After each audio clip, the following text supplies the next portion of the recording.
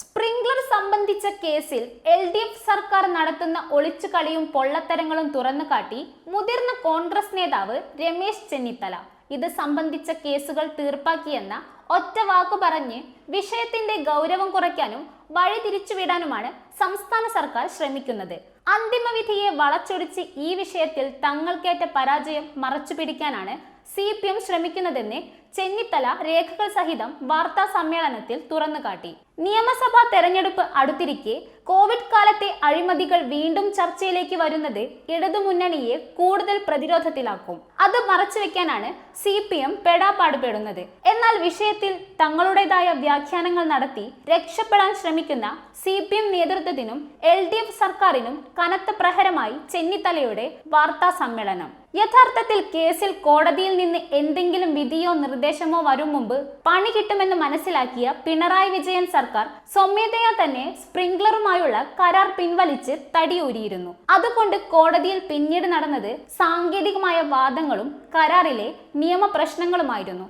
കൃത്യമായ നടപടിക്രമങ്ങൾ പാലിക്കാതെ, നിയമവകുപ്പിന്റെ നിർദ്ദേശം തേടാതെ, ക്യാബിനറ്റിന്റെ അനുമതി പോലും ലഭ്യമാകാതെ അന്നത്തെ പ്രിൻസിപ്പൽ സെക്രട്ടറി ശിവശങ്കരൻ നേരെ കരാറിലേക്ക് പോയത് കൃത്യനിർവഹണത്തിലെ ഗുരുതരമായ വീഴ്ചയാണെന്നാണ് അന്തിമവിധിയിൽ കോടതി വ്യക്തമാക്കിയത്. ഇനി അത്തരം സാഹചര്യങ്ങൾ ആവർത്തിക്കരുതെന്നും കോടതി വിധിയിൽ ഉണ്ടായിരുന്നു.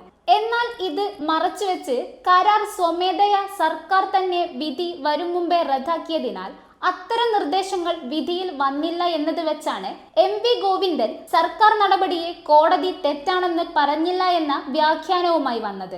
വിധിയുടെ അന്തസത്ത പരിശോധിച്ചാൽ രമേശ് ചെന്നിത്തല പ്രധാനമായി ഉന്നയിച്ച പൗരന്മാരുടെ വ്യക്തിഗത വിവരങ്ങൾ ഒരു വിദേശ സ്വകാര്യ ഏജൻസിയെ ഏൽപ്പിക്കുന്നതിന്റെ അപകടം കോടതിക്ക് കൃത്യമായി ബോധ്യമായിട്ടുണ്ട്. ഈ കരാറിന്റെ ഫയൽ നീക്കത്തിൽ അതുപോലെ rules of procedure, secretariat manual എന്നിവയൊന്നും പാലിക്കപ്പെട്ടില്ല എന്നും നിയമവകുപ്പുമായോ ധനകാര്യ വകുപ്പുമായോ കൂടിയാലോചിച്ചില്ല എന്നതും കോടതിക്ക് ബോധ്യപ്പെട്ടിരുന്നു. കരാർ സർക്കാർ തന്നെ റദ്ദാക്കിയതുകൊണ്ടും ശേഖരിച്ച ഡാറ്റ സ്പ്രിംഗ്ലർ നശിപ്പിച്ചതുകൊണ്ടും ഇനി കേസിന് പ്രസക്തിയില്ല എന്നാണ് കോടതി കണ്ടെത്തിയത്. എന്നാൽ ഇത്തരം സാഹചര്യങ്ങൾ ആവർത്തിക്കാതിരിക്കാനുള്ള ശക്തമായ നടപടികൾ സ്വീകരിക്കണമെന്ന് കോടതി വിധിയിൽ പറഞ്ഞതോടെ സർക്കാർ ചെയ്തത് ശരിയായില്ല എന്ന് തന്നെയാണ് വ്യക്തമാക്കിയത്.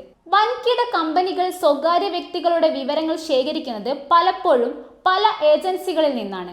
ഡാറ്റയുടെ എണ്ണവും കൃത്യതയും വെച്ച് വൻതുകയാണ് ഇത്തരം കമ്പനികൾ ഏജൻസികൾക്ക് നൽകുന്നത്. ഇവിടെയാണ് കോവിഡ് സമയത്ത് കേരളത്തിലെ ജനങ്ങളുടെ മൊത്തം ആരോഗ്യ വിവരങ്ങൾ സർക്കാർ ശേഖരിക്കുന്നതായി അമേരിക്കൻ കമ്പനിയായ സ്പ്രിംഗ്ലർ തയ്യാറാക്കിയ സോഫ്റ്റ്വെയർ ഉപയോഗിക്കാനും ഇന്നത്തെ സർക്കാർ സംവിധാനം ഉപയോഗിച്ച് ശേഖരിക്കുന്ന ഡാറ്റ മാനേജ് ചെയ്യാനുമായി കമ്പനിയെ ചുമതലപ്പെടുത്താനും തീരുമാനിച്ചത്. വ്യക്തിയുടെ വിവരങ്ങൾ ഏറ്റവും സെൻസിറ്റീവ് എന്ന് കരുതപ്പെടുന്ന ഡാറ്റകളിൽ ഒന്നാണ് ആരോഗ്യ വിവരങ്ങൾ. വിവരാവകാശ നിയമം പോലും അത്തരം വിവരങ്ങൾ വ്യക്തികളുടെ അനുമതിയില്ലാതെ നൽകരുതെന്ന് നിഷ്കർഷിച്ചിട്ടുള്ളതാണ്.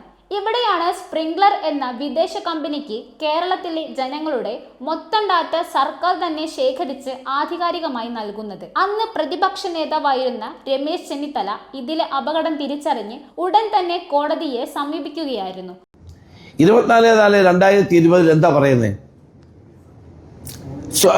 ഹൈക്കോടതി ഡിവിഷൻ ബെഞ്ചിന്റെ ഉത്തരവ് കരാറിൽ കർശനമായ സുരക്ഷാ നിർദ്ദേശങ്ങൾ നടപ്പാക്കാൻ നിർദ്ദേശിച്ചിരുന്നു.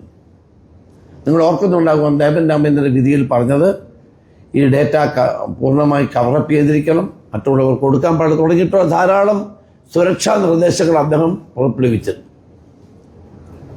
ഞാൻ ഉയർത്തിയ സ്വകാര്യ വാദങ്ങൾ ഡിവിഷൻ ബെഞ്ച് പൂർണ്ണമായി അംഗീകരിക്കുകയാണ് ചെയ്തത്. വ്യക്തിഗതവും സൂക്ഷ്മവുമായ വിഭാഗത്തിലുള്ള ഡേറ്റകൾ കൈമാറ്റം ചെയ്യപ്പെട്ടു. മൂന്നാം കക്ഷിക്ക് അപകടമുണ്ടാകാനുള്ള സാധ്യത നിലനിൽക്കുന്നു. അധികാര അതിർത്തി എന്ന വകുപ്പ് കരാർ ലംഘിക്കുന്നതിന് പൗരന്മാർക്ക് ബുദ്ധിമുട്ടുണ്ടാക്കി.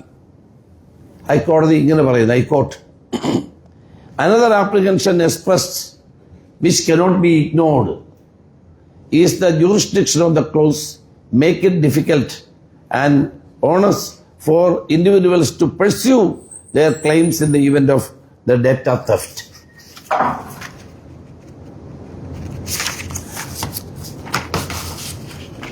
കരാറിന്റെ ഘടന പൗരന്മാർക്ക് അപകടം വരുത്തിവെക്കുമെന്നുള്ള എൻ്റെ വാദം ബഹുമാനപ്പെട്ട ഹൈക്കോടതി പൂർണ്ണമായി ഈ കോടതി ഉത്തരവിലൂടെ പിന്താങ്ങുകയാണ്. 4, കൃത്യമായി ചട്ടങ്ങളോ വകുപ്പുകളുമായിട്ടുള്ള ചർച്ചകളോ പിന്തുടർന്നില്ല എന്ന വാദം പെറ്റീഷണർ എന്ന നിലയിൽ എൻ്റെ വാദം ശരിയാണെന്ന് കോടതി കണ്ടെത്തുകയുണ്ടായി. കോടതി ഉത്തരവിൽ പറയുന്ന കമ്മിറ്റിയുടെ കണ്ടെത്തലിൻ്റെ അടിസ്ഥാനത്തിൽ ഹൈക്കോടതി താഴെ പറയുന്ന കാര്യങ്ങൾ വ്യക്തമാക്കി. 1, റൂൾസ് ഓഫ് പ്രൊസീജിയർ പിന്തുടർന്നില്ല. 2, സെക്രട്ടേറിയറ്റ് മാനുവൽ പിന്തുടർന്നില്ല. 3, നിയമവകുപ്പുമായി ചർച്ച ചെയ്തില്ല. 4, ധനകാര്യ വകുപ്പിൻ്റെ അംഗീകാരം വാങ്ങിയില്ല. 5, സമീപനം താൽക്കാലികമായുള്ളതും ഘടനാപരമായ ഉള്ളതായിരുന്നില്ല എന്ന് ഹൈക്കോടതി പറഞ്ഞു. High court there were lapses in executing the said contract.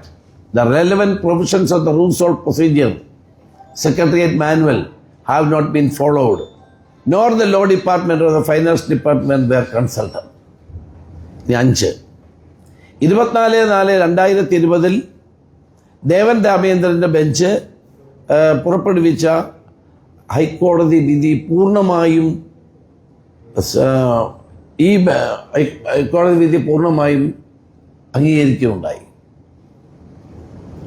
അന്നത്തെ സിംഗിൾ ബെഞ്ചിന്റെ വിധിയാണ് ഇവിടെ വീണ്ടും അംഗീകരിക്കപ്പെട്ടത്.